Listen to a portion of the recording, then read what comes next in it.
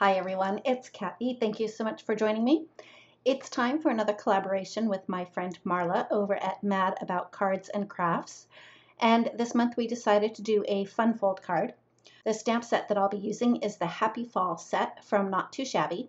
And I thought I would show the card because it was really hard to photograph.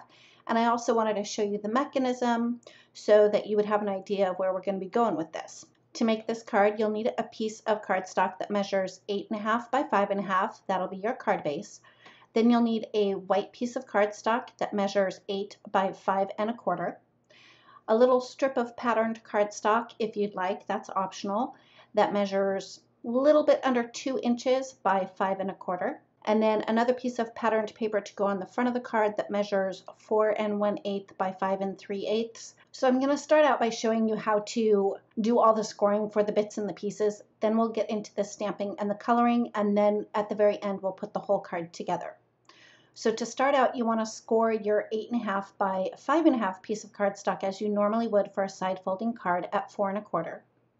Then you're going to score the white cardstock at 4 inches and 6 inches. And the first fold is going to be folded in half for a valley fold. And then the second panel, you're going to fold it backwards in the opposite direction for a mountain fold. And of course, you want to use a bone folder to burnish those score lines. Next, you want to adhere your patterned paper to the front of the card. So once you have that done, you're going to need a circle die or an oval die or a square die. You can use whatever shape you want. For my card, I just chose to use a circle die. And I put that in the center, but further up towards the top of the card.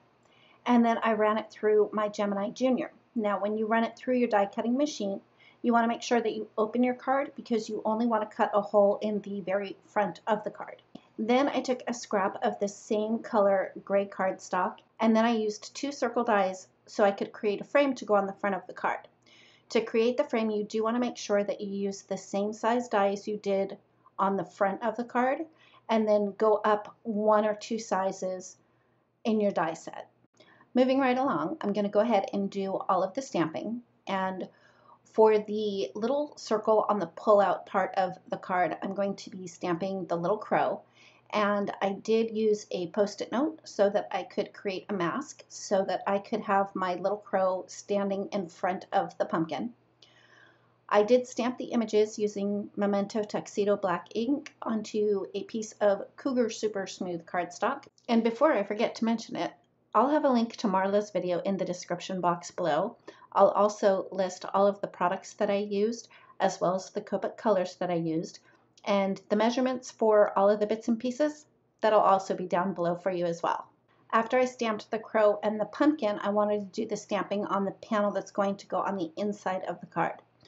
So when you stamp on the panel that goes on the inside of the card, you want to make sure that you stamp your image in the bottom left-hand corner so that it's hidden when the card is closed, and then when the recipient opens the card, there's a cute little surprise on the inside as well. Once I had all of the stamping done, I jumped right into the coloring.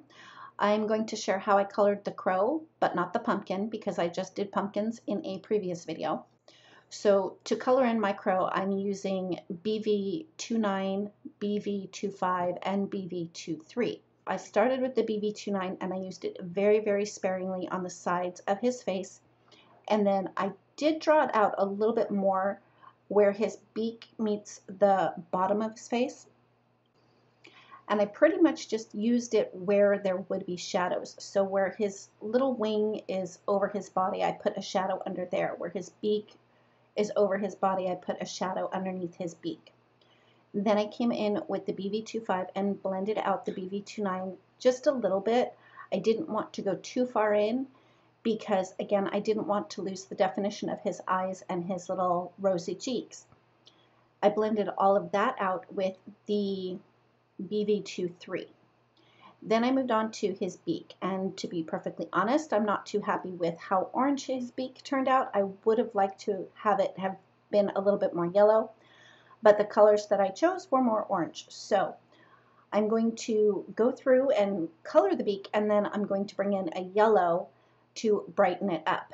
So the color that I started with was YR68, and again, I used that very sparingly on the outer edges of the beak. Then I brought in YR16 and I extended that out, but I left a highlight down the center of his beak so that I could have the highlight on his beak match the highlight on his face.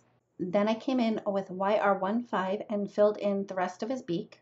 His beak just wasn't bright enough, so I came in with Y38 and blended over the whole beak, and that helped a little bit. After I was done coloring in the crow and the pumpkin, I decided to add a little bit of grounding. So I started with E43 and I stayed pretty close to the crow and the pumpkin. I didn't blend it down too far, but I did blend it out to either side of the crow and the pumpkin. After I added in the E43, I blended that out with E42 and then a little bit of E41. I wanted to add some texture to the ground, so I did some dots with E47. Now I had to run my crow through my die cut machine with a circle die, and the circle die that I used to cut out the crow was one die down from the circle die that I used to cut the hole in the front of the card. And that's very important. Whatever shape you decide to do, you do want to make sure that it's one size down from the die that you used on the front of the card. And I hope that makes sense. So after I had run that through my die cut machine, I wanted to finish off the ground, so I filled in the bottom part of the circle with the E41, and then I decided that the background behind the crow and the pumpkin was too white, so I came in with B000, and I just added a little bit of color. Now the trick to doing the background up top, for me, I like to go in one direction. The first coat that I did, it was a little bit streaky, so I went over it a second time. So if you do one pass and it's streaky, go ahead and do a second coat, and sometimes you might have to do a third coat. If the streaks are still there, you might want to weigh your marker and check to see if it needs to be refilled. Anyway, after I was done with that, I did brighten up the little crow's eyes with a black glaze pen. And then later on, I'm going to come in with a white gel pen and add highlights to his eyes. I just wanted to let the glaze pen dry a little bit before I did that. For the scarecrow, I'm only going to share how I colored part of the scarecrow. So for his face, I started with Y23 and did that around the very edges of his face. Then I blended that out with Y21, and I'm moving in kind of a circle towards the center of his face, but I do want the center of his face to have a highlight, so I made sure to leave that white. And then I filled in the white space on the center of his face with YR31. Next, I moved on to the straw hair, and for the straw hair and the straw that's sticking out from his collar of his shirt and the sleeves of his shirt, I just used YR27 and YR23.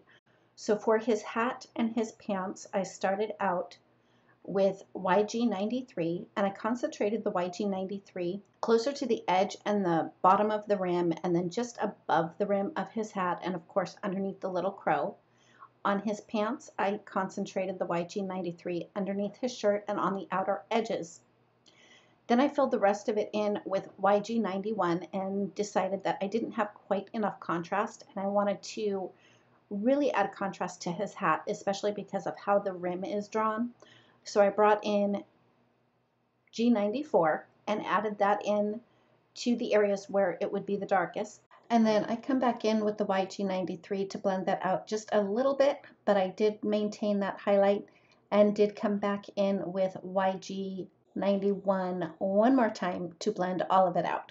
I decided to do some paper piecing for his shirt, so I just stamped that onto the same plaid that I used on the inside of the card, and then I did some fussy cutting. His shirt has a patch on the bottom right hand side, so I just used one of the blue markers to color that in, and I did go around the edges with a black marker after I fussy cut it, just to clean up the not so perfectly cut edges.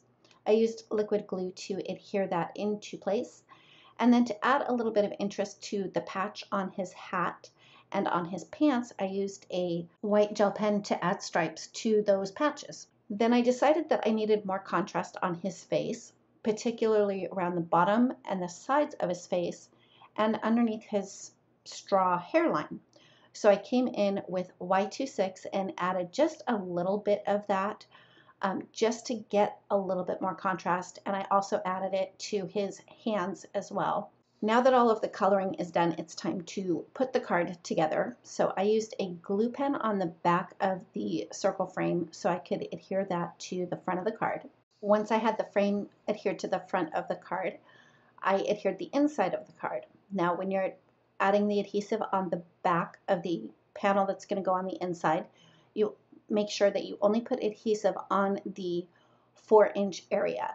Next, I adhered the crow and the pumpkin to another circle die, and for that circle I used the same size die as I used to cut out the circle on the front of the card. I was about to adhere the circle with the crow and the pumpkin, and then I remembered that I wanted to add in a piece of patterned paper on that center flap between those two score lines, so I used my tape runner to adhere that. You want to make sure that you only put adhesive on the right hand side of whatever piece your image is stamped on, so that it can open and close freely. I closed the card and I pressed the image into place, and then I held it in place while I opened the card, and then I stamped my sentiment, Happy Fall, using VersaFine Onyx black ink on the inside, and that's it. That finishes up my card for today. Don't forget to click on the link in the description box below to check out Marla's video to see what kind of fun fold she did. And if you like this video, please give it a thumbs up. If you've not yet subscribed, I'd love it if you would. And don't forget to ring the bell so you're notified every time a new video is posted. Thanks again, and we'll see you next time.